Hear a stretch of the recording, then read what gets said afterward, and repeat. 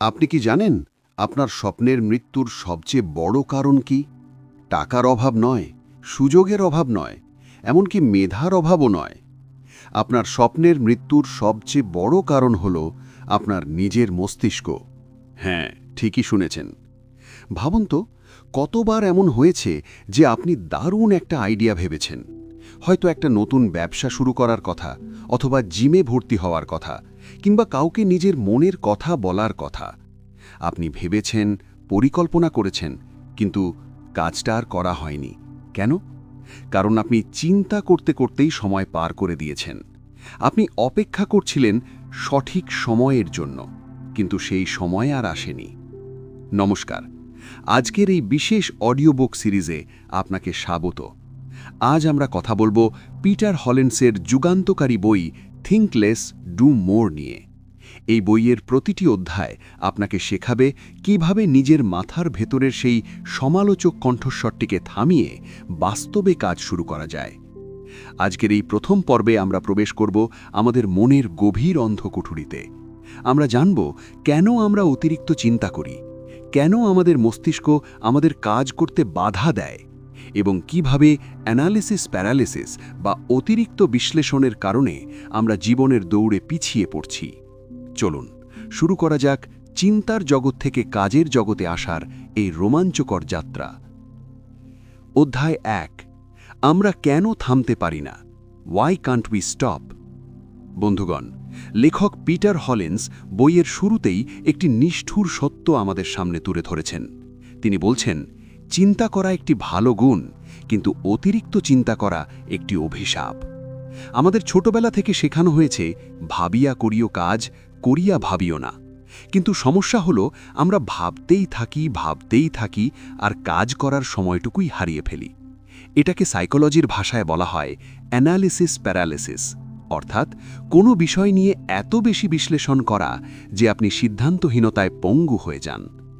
একটু গভীরে গিয়ে ভাবা যাক, আমাদের মস্তিষ্ক বা হিউম্যান ব্রেইন কিন্তু আপনাকে সুখী করার জন্য ডিজাইন করা হয়নি। অবাক হচ্ছেন? বিবর্তনের ইতিহাস বা এভলিউশন বলছে আমাদের মস্তিষ্কের মূল কাজ হল আমাদের বাঁচিয়ে রাখা বা সার্ভাইভাল। প্রাগৈতিহাসিক যুগে যখন মানুষ জঙ্গলে থাকত, তখন ঝোপের আড়ালে বাঘ আছে কিনা সেটা নিয়ে 10 বার চিন্তা করাটা জরুরি ছিল, কারণ তখন একটা ভুল সিদ্ধান্তের মানে ছিল মৃত্যু। আমাদের মস্তিষ্ক সেই আদিম ভয় বা ফিয়ার আজও বহন করছে। তাই যখনই আপনি নতুন কিছু করতে চান, যেমন নতুন চাকরি খোঁজা বা স্টেজে উঠে কথা বলা, আপনার ব্রেন চিৎকার করে ওঠে, থামো, এটা বিপজ্জনক হতে পারে। যদি তুমি ব্যর্থ হও, যদি মানুষ হাসাহাসি করে। আপনার ব্রেন চায় আপনি কমফর্ট জোন বা আরামের গণ্ডিতে থাকুন, কারণ সেখানে কোনো ঝুঁকি নেই। আর এই ঝুঁকি এড়ানোর জন্যই আপনার ব্রেন তৈরি করে ওভার থিঙ্কিং বা অতিরিক্ত চিন্তা। সে আপনাকে হাজারটা কাল্পনিক সমস্যার কথা শোনায় যাতে আপনি কাজটা শুরুই না করেন। লেখক পিটার হলেন্স বলছেন, ওভার থিঙ্কিং হল ছদ্মবেশী ভয়। আপনি ভাবছেন আপনি পরিকল্পনা করছেন, আপনি ভাবছেন আপনি নিখুঁত হওয়ার চেষ্টা করছেন, কিন্তু আসলে আপনি ভয় পাচ্ছেন, ব্যর্থ হওয়ার ভয়। অধ্যায় 2, পারফেকশনিজমের মায়াজাল। আসুন একটি ছোট্ট গল্পের মাধ্যমে বিষয়টি বোঝা যাক। একবার এক চারুকলার শিক্ষক তার ক্লাসের ছাত্রদের 2 ভাগে ভাগ করলেন। তিনি ক্লাসের বাম পাশের ছাত্রদের বললেন, তোমাদের কাজ হলো কোয়ান্টিটি বা পরিমাণের ওপর।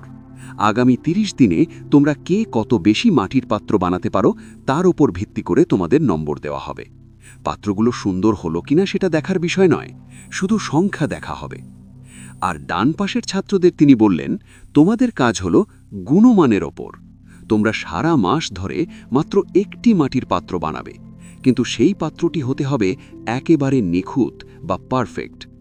যার পাত্র যত নিখুঁত হবে সে তত বেশি নম্বর পাবে। 30 দিন পর ফলাফল কি হলো জানেন? শিক্ষক অবাক হয়ে দেখলেন, ক্লাসের সবচেয়ে সুন্দর এবং সেরা মাটির পাত্রগুলো তৈরি করেছে সেই দলটি যাদের বেশি বানাতে বলা হয়েছিল, অর্থাৎ কোয়ান্টিটি গ্রুপ। কিন্তু কেন এমন হলো? কারণ কোয়ান্টিটি গ্রুপের ছাত্ররা সারা দিন কাজ করেছে। তারা মাটির পাত্র বানিয়েছে, ভুল করেছে, ভেঙেছে, আবার বানিয়েছে। কাজ করতে করতে তারা শিখেছে কিভাবে ভালো পাত্র বানাতে হয়। তাদের ভুলের মধ্যে দিয়েই তারা পারফেকশনের দিকে এগিয়ে গেছে। অন্যদিকে কোয়ালিটি গ্রুপের ছাত্ররা সারা মাস ধরে শুধু চিন্তাই করেছে। তারা মাটির দলা হাতে নিয়ে বসেছিল আর ভাবছিল কিভাবে শুরু করলে সেরা হবে, যদি ডিজাইনটা ভালো না হয়। তারা নিখুঁত হওয়ার চাপে কাজই শুরু করতে পারেনি। দিন শেষে তাদের হাতে ছিল গড়পড়তা মানের একটি পাত্র এবং এক রাশ দুশ্চিন্তা। এই গল্পটি থেকে পিটার হলেন্স আমাদের একটি মহামূল্যবান শিক্ষা দিচ্ছেন: অ্যাকশন বিটস পারফেকশন। আমরা অনেকেই পারফেকশনিস্ট হওয়ার গর্ব করি। আমরা বলি, আমি কাজ করলে একদম নিখুঁতভাবে করি, নইলে করি না। কিন্তু লেখক বলছেন, এই পারফেকশনিজম আসলে আলসেমেরই একটি স্মার্ট নাম। আপনি ভুলের ভয়ে কাজ করছেন না, কিন্তু মনে রাখবেন, আপনি যদি কাজই শুরু না করেন তবে আপনি কোনোদিন নিখুঁত হতে পারবেন না। প্রথম চেষ্টায় কেউ অলিম্পিক গোল্ড মেডেল পায় না। প্রথম লেখাটি সবসময় বাজে হয়, প্রথম ভিডিওটি সবসময় খারাপ হয়। কিন্তু 1 নম্বর কাজটি না করলে আপনি 100 নম্বর কাজে পৌঁছাবেন কিভাবে? অধ্যায় 3, তথ্যের বোঝা বা ইনফরমেশন ওভারলোড। বর্তমান যুগে আমাদের ওভারথিঙ্কিংয়ের আরেকটি বড় কারণ হল তথ্যের অবাধ প্রবাহ বা ইনফরমেশন ওভারলোড। ধরুন আপনি ওজন কমাতে চান। আপনি গুগলে সার্চ দিলেন, সাথে সাথে লক্ষ লক্ষ রেজাল্ট। কেউ বলছে কিটো ডায়েট করো, কেউ বলছে ফাস্টিং করো, কেউ বলছে শুধু দৌড়াও। এত অপশন দেখে আপনি বিভ্রান্ত হয়ে গেলেন। আপনি ভাবলেন, আগে আরও একটু গবেষণা করে নিই কোনটা সেরা। ব্যাস, আপনি দিনের পর দিন ইউটিউব ভিডিও দেখলেন, আর্টিকেল পড়লেন, কিন্তু আসল কাজ অর্থাৎ ব্যায়াম করা বা খাওয়ার নিয়ন্ত্রণ করা সেটা আর শুরুই হলো না। লেখক এটাকে বলছেন কালেক্টিং ইনফরমেশন ট্র্যাপ। আমরা তথ্য সংগ্রহ করাকেই কাজ বলে মনে করি। আমরা ভাবি, আজকে তো আমি 2 ঘন্টা মোটিভেশনাল ভিডিও দেখেছি, অনেক কাজ হয়েছে। কিন্তু বিশ্বাস করুন, এটা নিজেকে ধোঁকা দেওয়া ছাড়া আর কিছু নয়। জ্ঞান থাকা ভালো, কিন্তু প্রয়োগ ছাড়া সেই জ্ঞানের মূল্য শূন্য। পিটার হলেন্স বলছেন, আপনার কাছে যতটুকু তথ্য আছে তা দিয়েই শুরু করুন। রাস্তায় নামলে পথ এমনিতেই চিনে নেবেন। ম্যাপ দেখে ঘরে বসে থাকলে গন্তব্যে পৌঁছানো যায় না। অধ্যায় 4, চিন্তা বনাম বাস্তবতা। আমাদের মনের ভেতর আমরা যে সিনেমার স্ক্রিপ্ট লিখি, বাস্তবতা তার চেয়ে অনেক ভিন্ন।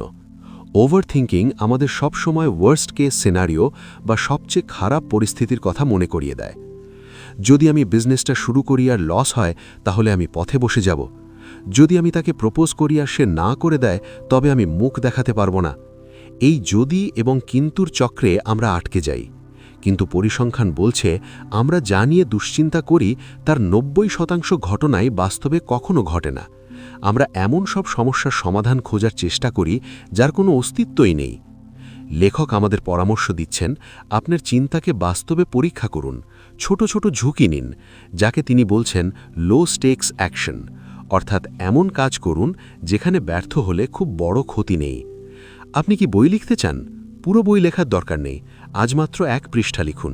খারাপ হয়েছে, ছিঁড়ে ফেলে দিন, কেউ দেখছে না। কিন্তু এই ছোট্ট অ্যাকশনটি আপনার ব্রেনকে সিগন্যাল দেবে যে কাজটা অতটা ভয়ের নয় যতটা আমি ভেবেছিলাম। অধ্যায় 5, 40-70 রুল, দ্য 40-70 রুল। আমাদের কাজ শুরু না করার সবচেয়ে বড় অজুহাত কি জানেন? আমার কাছে যথেষ্ট তথ্য নেই। আমরা ভাবি, আগে সব কিছু জেনে নিই, তারপর মাঠে নামব। কিন্তু পিটার হলেন্স আমাদের পরিচয় করিয়ে দিচ্ছেন একটি দুর্দান্ত ফর্মুলার সাথে, যা ব্যবহার করতেন আমেরিকার প্রাক্তন secretary of state Colin Powell. এর নাম 40-70 রুল। এই নিয়মটি খুব সহজ কিন্তু অত্যন্ত শক্তিশালী। কলিন পাওয়েল বলেন, কোনো সিদ্ধান্ত নেবার জন্য আপনার হাতে যদি 40% কম তথ্য থাকে, তবে সিদ্ধান্ত নেবেন না, কারণ সেটা হবে বোকামি বা জুয়া খেলা। কিন্তু, এবং এটা খুব গুরুত্বপূর্ণ, আপনার হাতে যদি 70% তথ্য চলে আসে, তবে আর 1 মুহূর্ত দেরি করবেন না, সাথে সাথে অ্যাকশন নিন। আমাদের সমস্যা হলো, আমরা 100% তথ্যের জন্য অপেক্ষা করি। আমরা চাই সব সিগন্যাল সবুজ হোক, তারপর আমরা গাড়ি বের করব। কিন্তু বাস্তবে সেটা কখনোই হয় না। আপনি যদি 100% নিশ্চিত হওয়ার জন্য অপেক্ষা করেন, তবে ততক্ষণে সুযোগটি আপনার হাতছাড়া হয়ে যাবে, অথবা অন্য কেউ সেই সুযোগটি লুফে নেবে। লেখক বলছেন, 70% নিশ্চিত হওয়া মানেই আপনি প্রস্তুত। বাকি 30% আপনি কাজ করতে করতে শিখবেন। ভুল করার ভয় পাচ্ছেন? মনে রাখবেন, দেরিতে সিদ্ধান্ত নিয়ে নিখুঁত কাজ করার চেয়ে দ্রুত সিদ্ধান্ত নিয়ে ভুল শোধরানো অনেক ভালো, কারণ গতি বা স্পিড নিজেই একটি শক্তি। অধ্যায় 6, 10-10-10 রুল, 10-10-10 রুল। আমরা যখন কোনো কাজ করতে ভয় পাই বা দ্বিধায় ভুগি, তখন আমরা বর্তমানের আবেগের কাছে বন্দী হয়ে যাই। এখন আমার লজ্জা লাগছে, এখন আমার ভয় করছে। এই সাময়িক আবেগকে কাটানোর জন্য লেখক সুজি ওয়েলচের একটি দারুণ টেকনিক এই বইতে উল্লেখ করা হয়েছে, 10-10-10 রুল। যখনই আপনি কোনো কঠিন সিদ্ধান্তের সামনে দাঁড়াবেন, নিজেকে 3টি প্রশ্ন করুন। 1. আজ থেকে 10 মিনিট পর এই সিদ্ধান্তটি নিয়ে আমি কেমন অনুভব করব? 2. আজ থেকে 10 মাস পর এই সিদ্ধান্তটি আমার জীবনে কী প্রভাব ফেলবে? 3. আজ থেকে 10 বছর পর এই বিষয়টি কি আদৌ গুরুত্বপূর্ণ থাকবে? আসুন একটা উদাহরণ দিই। ধরুন আপনি আপনার বসের কাছে বেতন বাড়ানোর কথা বলতে ভয় পাচ্ছেন, আপনি টেনশনে ঘামছেন। এখন 10-10-10 রুল অ্যাপ্লাই করুন।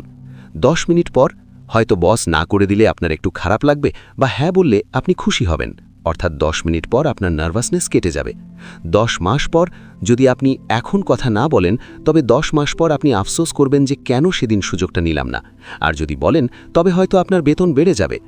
10 বছর পর আজকের এই ছোট্ট অস্বস্তিটার কথা আপনার মনেও থাকবে না, কিন্তু আজকের নেওয়া পদক্ষেপটি হয়তো আপনার ক্যারিয়ার গ্রাফ বদলে দিতে পারে। এই টেকনিকটি আমাদের বুঝতে সাহায্য করে যে আমাদের অধিকাংশ ভয়ের মেয়াদ খুবই স্বল্প। আমরা ক্ষণস্থায়ী অস্বস্তির ভয়ে দীর্ঘমেয়াদী সাফল্যকে বিসর্জন দিই।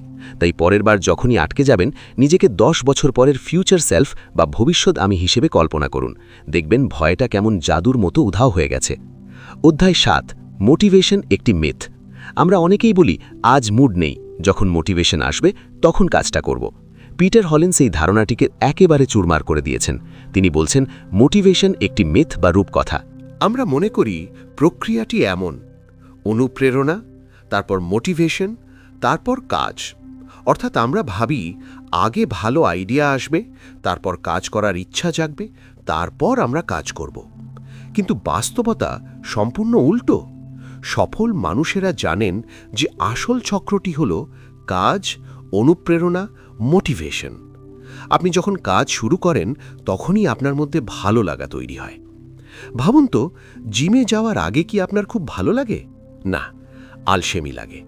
কিন্তু ব্যায়াম শুরু করার 10 মিনিট পর তখন মনে হয়, আরে দারুণ লাগছে তো, আরও কিছুক্ষণ করি। লেখা শুরু করার আগে বিরক্তি লাগে, কিন্তু 2 লাইন লেখার পর নতুন আইডিয়া মাথায় আসে। এর মানে হলো অ্যাকশন ক্রিয়েটস মোটিভেশন। আপনি যদি মোটিভেশনের জন্য অপেক্ষা করেন, তবে আপনি অনন্তকাল অপেক্ষা করবেন। কিন্তু আপনি যদি জোর করে কাজ শুরু করেন, মোটিভেশন আপনাকে অনুসরণ করবে। লেখক বলছেন, আপনার হাত নোংরা করুন, কাজ শুরু করুন, মুড এমনিতেই ঠিক হয়ে যাবে। অধ্যায় 8, মোশন বনাম অ্যাকশন। ওভার থিঙ্কারদের সবচেয়ে বড় সমস্যা হল তারা ব্যস্ত থাকাকেই কাজ মনে করে। জেমস ক্লিয়ার এবং পিটার হলিন্স দুজনেই এই পার্থক্যটি খুব সুন্দরভাবে বুঝিয়েছেন। বিং ইন মোশন এবং টেকিং অ্যাকশন এক নয়। মোশন মানে গতি। আপনি ওজন কমানোর জন্য ডায়েট চার্ট বানাচ্ছেন, জিমের জুতো কিনছেন, ইউটিউবে ভিডিও দেখছেন, এগুলো হলো মোশন। এখানে আপনার মনে হচ্ছে আপনি কাজ করছেন, কিন্তু বাস্তবে আপনার ওজন 1 গ্রামও কমছে না। অ্যাকশন, কাজ। আপনি একবেলা ভাত কম খেলেন, বা আপনি রাস্তায় নেমে 20 মিনিট দৌড়লেন, এটা হলো অ্যাকশন। এখানে ফলাফল আসবেই।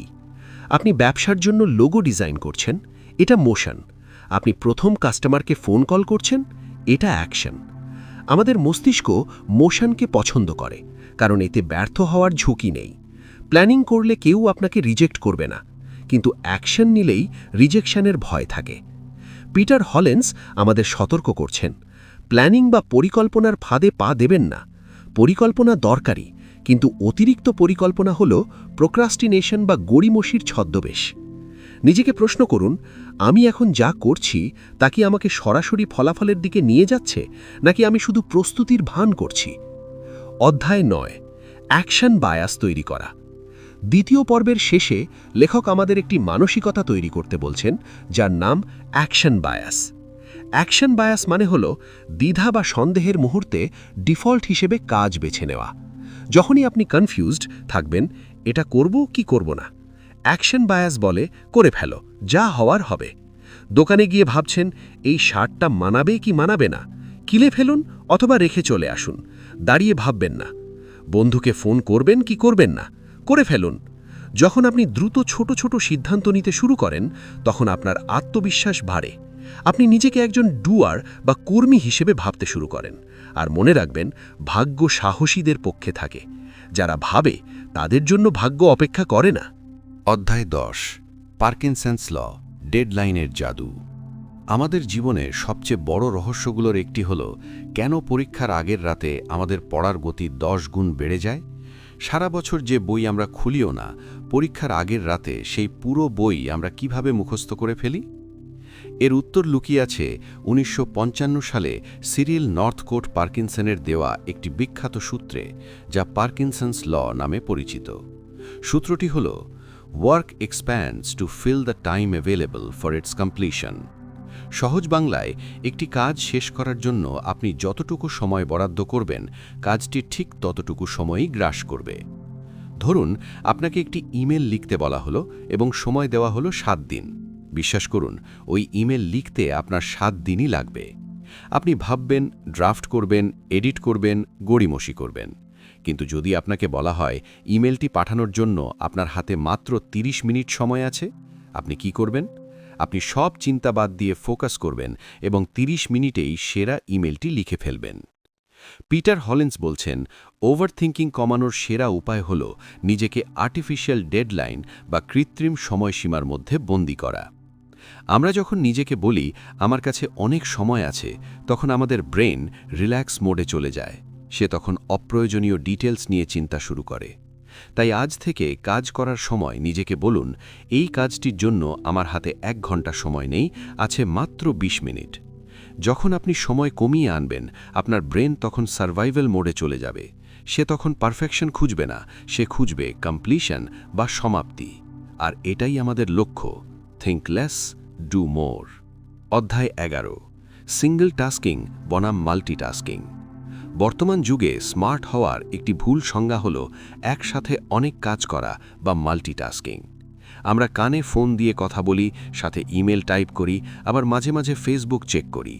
আমরা ভাবি আমরা খুব প্রোডাক্টিভ, কিন্তু লেখক পিটার হলিন্স এবং নিউরোসায়েন্স বলছে মাল্টিটাস্কিং বলে আসলে কিছুই নেই। আমাদের ব্রেন একসাথে 2টি জটিল কাজ করতে পারে না। ব্রেন যা করে তা হল টাস্ক সুইচিং, অর্থাৎ সে খুব দ্রুত এক কাজ থেকে আরেক কাজে লাফ দেয়। আর এই লাফালাফির একটা বিশাল মূল্য দিতে হয়, যাকে বলা হয় সুইচিং কস্ট। গবেষণায় দেখা গেছে, আপনি যখন একটি কাজ থেকে মনোযোগ সরিয়ে অন্য কাজে নেন, তখন আগের কাজে পুনরায় পূর্ণ মনোযোগ ফিরিয়ে আনতে আপনার ব্রেনের গড়ে 23 মিনিট 15 সেকেন্ড সময় লাগে। ভাবা যায়? অর্থাৎ আপনি যদি কাজের মাঝে একবার মেসেজ চেক করেন, আপনি শুধু 1 মিনিট নষ্ট করলেন না, আপনি আপনার ফোকাসের গভীরতা নষ্ট করলেন। তাহলে সমাধান কি? সমাধান হলো সিঙ্গল টাস্কিং বা এক সময়ে একটিই কাজ করা। লেখক পরামর্শ দিচ্ছেন ব্যাচিং পদ্ধতি ব্যবহার করার। ব্যাচিং মানে হলো একই ধরনের কাজগুলো একসাথে করা। সারাদিন 10 বার ইমেল চেক করবেন না, দিনের একটি নির্দিষ্ট সময় বসে সব ইমেল রিপ্লাই দিন। সারাদিন ফোন কল করবেন না, বিকেলে 1 ঘন্টা রাখুন শুধু ফোন কল করার জন্য।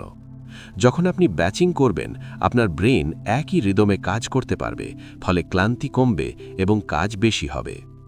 অধ্যায় 12, পোমোডোরো টেকনিক, ফোকাস ধরে রাখার গেম। টানা কাজ করতে গেলে আমাদের একঘেয়েমি চলে আসে। আমাদের উইল পাওয়ার বা ইচ্ছা শক্তি হলো ব্যাটারির মতো, যা সময়ের সাথে সাথে ফুরিয়ে যায়। এই ব্যাটারি রিচার্জ করার এবং অলসতা কাটানোর সেরা উপায় হল পোমোডোরো টেকনিক। এটি একটি ইটালিয়ান শব্দ যার অর্থ টমেটো। এই টেকনিকটি খুব সিম্পল। 1. একটি টাইমার সেট করুন 25 মিনিটের জন্য। 2. এই 25 মিনিট পৃথিবীর সব কিছু ভুলে শুধু একটি কাজ করুন। 3. 25 মিনিট শেষ হলে 5 মিনিটের একটি ছোট বিরতি নিন, একটু হাঁটুন বা জল পান করুন। 4. আবার 25 মিনিটের জন্য কাজ করুন। কেন এটি ওভারথিঙ্কিং কমায়? কারণ যখন আপনি ভাবেন আমাকে 3 ঘন্টা পড়তে হবে, তখন ব্রেন ভয় পায় এবং অলসতা তৈরি করে। কিন্তু যখন আপনি ভাবেন আমাকে মাত্র 25 মিনিট পড়তে হবে, তখন ব্রেন রাজি হয়ে যায়। 25 মিনিট কোনো বড় সময় নয়। পিটার হলিন্স বলছেন, বড় কাজকে ছোট সময়ের স্লাইসে ভাগ করে ফেলুন। পোমোডোরো টেকনিক কাজকে একটি গেম বা খেলায় পরিণত করে। আপনি ঘড়ির সাথে রেস করছেন, যা আপনার ফোকাসকে ধরে রাখে। অধ্যায় 13, পরিবেশ ডিজাইন এবং ডিস্ট্র্যাকশন। Environment design. আপনি কি জানেন আপনার ইচ্ছা শক্তি বা উইল পাওয়ারের চেয়েও শক্তিশালী কে? আপনার পরিবেশ বা এনভায়রনমেন্ট। আপনি যদি মিষ্টির দোকানে বসে ডায়েট করার চেষ্টা করেন তবে আপনি ব্যর্থ হবেনই। ঠিক তেমনি আপনি যদি ফোনের নোটিফিকেশন অন রেখে ফোকাস করার চেষ্টা করেন তবে আপনি হারবেন। লেখক বলছেন, নিজেকে ডিসিপ্লিন শেখানোর চেয়ে নিজের পরিবেশ পরিবর্তন করা সহজ। আপনি যদি কাজ করতে চান তবে কাজের পথে বাধা সৃষ্টিকারী সব কিছু সরিয়ে ফেলুন। একে বলা হয় ফ্রিকশন বা ঘর্ষণ তৈরি করা। আপনি কি ফোন আসক্তি কমাতে চান? ফোনটা হাতের কাছে রাখবেন না, অন্য ঘরে রেখে আসুন। ফ্রিকশন বাড়ালেন। আপনি কি বই পড়তে চান? বইটা টেবিলের ওপর বা বালিশের পাশে রাখুন, যাতে সহজেই হাতে নেওয়া যায়। ফ্রিকশন কমালেন। ওভারথিঙ্কিং কমানোর একটি বড় উপায় হল ডিসিশন ফেটিগ কমানো। সকালে উঠে যেন ভাবতে না হয় আজ কি পড়ব বা আজ কি নাস্তা করব। এই ছোট ছোট সিদ্ধান্তগুলো আগের রাতেই ঠিক করে রাখুন। স্টিভ জবস বা মার্ক জাকারবার্গ কেন একই রঙের টি শার্ট পরতেন জানেন? যাতে তাদের সকালে উঠে পোশাক নিয়ে চিন্তা করতে না হয় এবং সেই মানসিক শক্তি তারা বড় কাজে লাগাতে পারেন। আপনার টেবিল পরিষ্কার রাখুন। বিশৃঙ্খল টেবিল বিশৃঙ্খল মনের জন্ম দেয়। আপনার চারপাশ যত গোছানো থাকবে আপনার মনের ভেতরটাও তত শান্ত থাকবে এবং ফোকাস করা সহজ হবে। অধ্যায় 14, না বলার শক্তি, the power of saying no. Focus mastery মানে শুধু কোনো কাজে হ্যাঁ বলা নয়, বরং অপ্রয়োজনীয় হাজারটা কাজকে না বলা। ওয়ারেন বাফেট একবার বলেছিলেন, সফল মানুষ এবং খুব সফল মানুষের মধ্যে পার্থক্য হল খুব সফল মানুষরা প্রায় সব কিছুতেই না বলেন। আমরা অনেক সময় অন্যের মন রাখতে গিয়ে বা সুযোগ হারানোর ভয়ে সব কিছুতে হ্যাঁ বলে ফেলি। ফলে আমাদের টু ডু লিস্ট বিশাল হয়ে যায় এবং আমরা ওভারথিঙ্কিং শুরু করি। পিটার হলেন্স আমাদের মনে করিয়ে দিচ্ছেন, আপনার সময় সীমিত।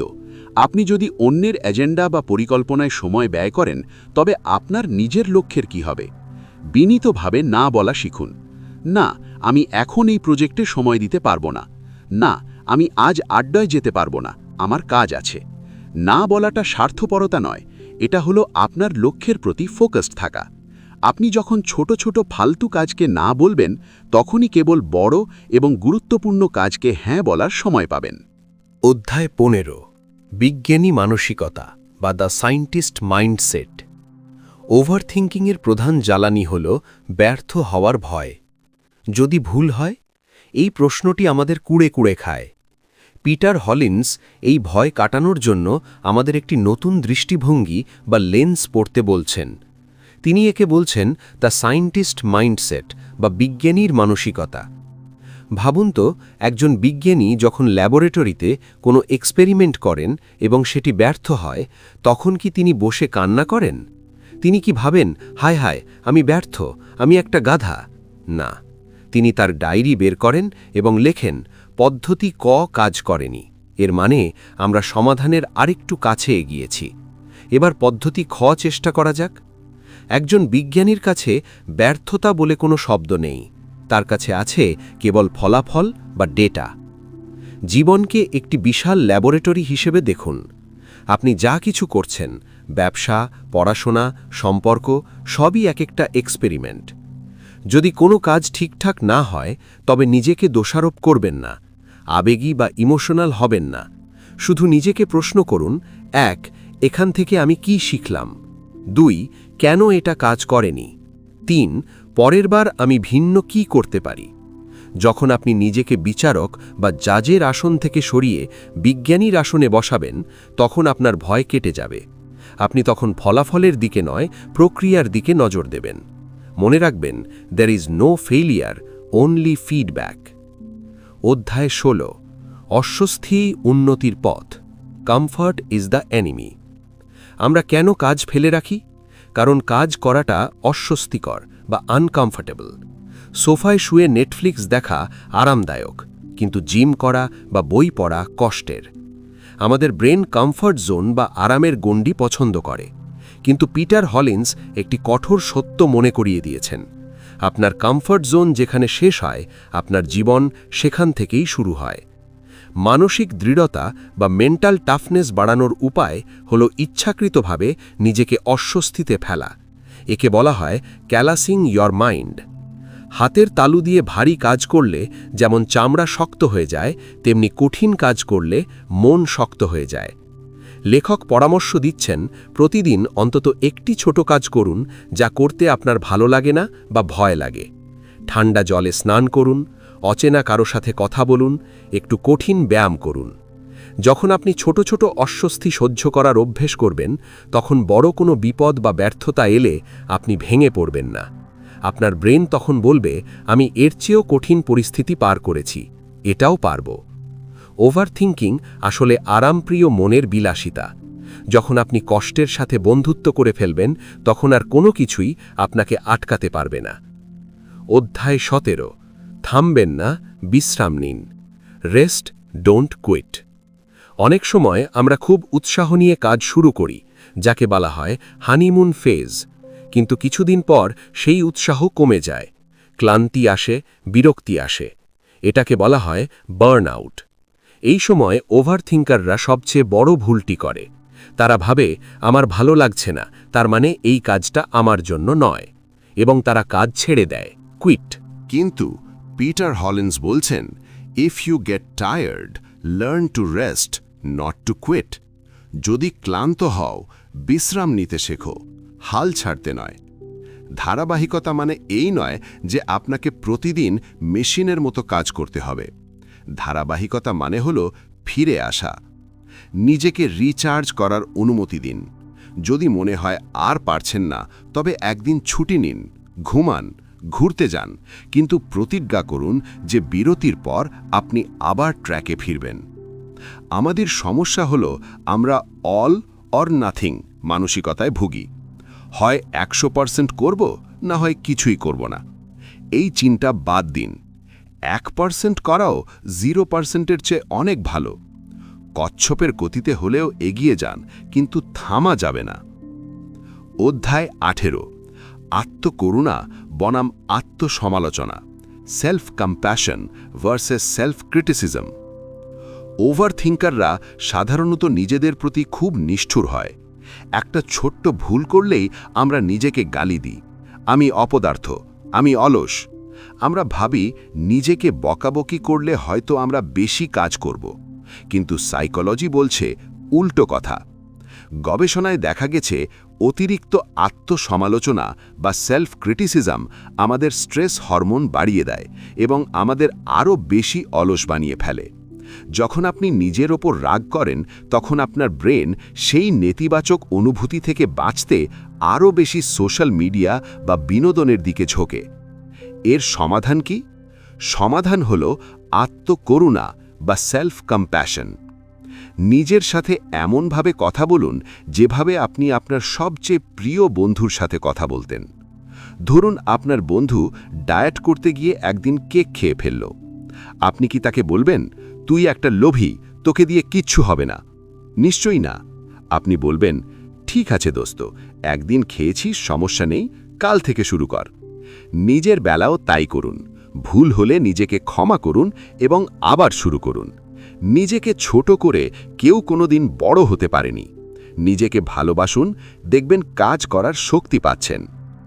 অধ্যায় 19, প্রক্রিয়াকে ভালোবাসুন, ফলাফলকে নয়।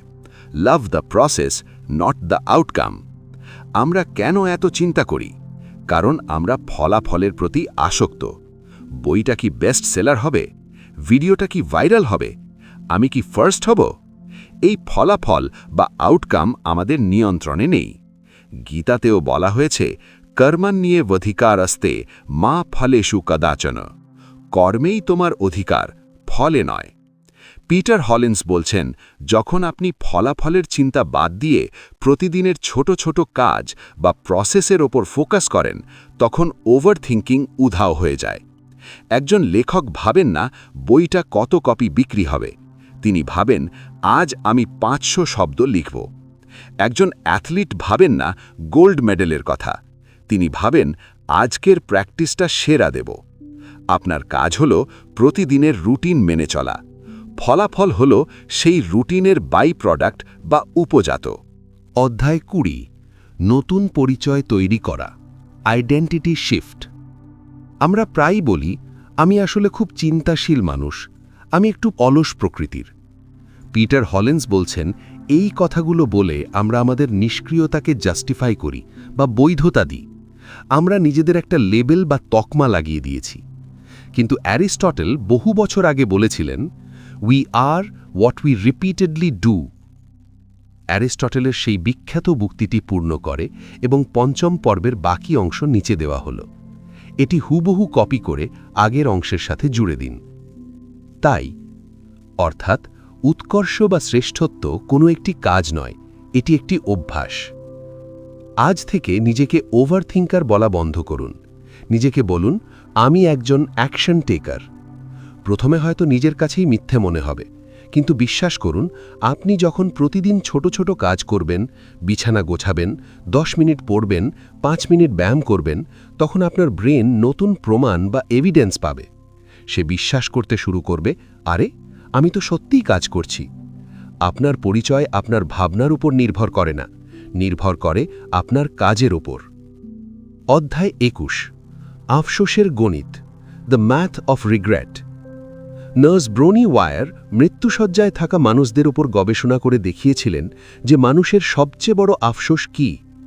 মানুষ সেই ভুলগুলোর জন্য আফসোস করে না যা তারা করেছে, মানুষ আফসোস করে সেই সুযোগগুলোর জন্য যা তারা ভয়ে গ্রহণ করেনি।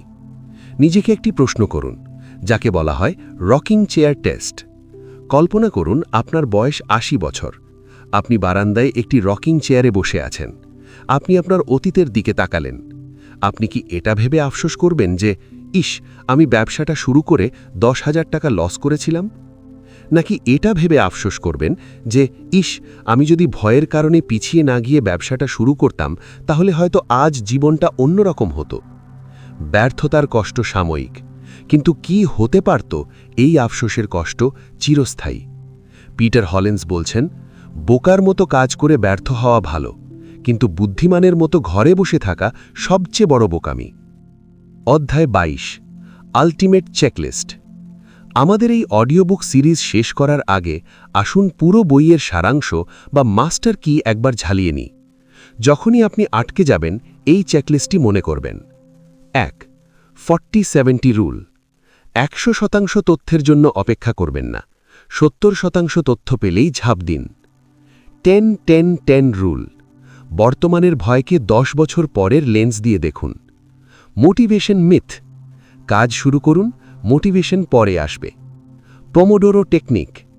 বড় কাজকে 25 মিনিটের ছোট স্লাইসে ভাগ করুন। বৈজ্ঞানিক মানসিকতা। ব্যর্থতা মানে শেষ নয়, ব্যর্থতা মানে ডেটা বা তথ্য। সমাপ্তি, চূড়ান্ত অ্যাকশন। বন্ধু, এই অডিও বুক বা ভিডিওটি শেষ হওয়ার সাথে সাথে আপনার আসল পরীক্ষা শুরু হবে। আপনি কি এই কথাগুলো শুনে ভুলে যাবেন, নাকি আজই এই মুহূর্তেই আপনার সেই ফেলে রাখা কাজটিতে হাত দেবেন? আপনার ব্রেন হয়তো এখন বলছে, কাল থেকে শুরু করব। তাকে থামান, বলুন, না, কাল নয়, এক্ষুনি। আপনার ল্যাপটপ খুলুন, জুতোর ফিতে বাঁধুন, অথবা সেই ফোন কলটি করুন। মনে রাখবেন, জ্ঞান শক্তি নয়, জ্ঞানের প্রয়োগই হল আসল শক্তি। পৃথিবী আপনার পরিকল্পনা দেখার জন্য বসে নেই, পৃথিবী আপনার কাজ দেখার অপেক্ষায় আছে। বইটি পড়ার সময় শেষ, ভাবার সময় শেষ। Think less, do more. এতক্ষণ আমাদের সাথে এই দীর্ঘ যাত্রায় থাকার জন্য আপনাকে অসংখ্য ধন্যবাদ। আশা করি পিটার হলিন্সের এই দর্শন আপনার জীবনকে বদলে দেবে। ভালো থাকবেন এবং কাজ করতে থাকবেন।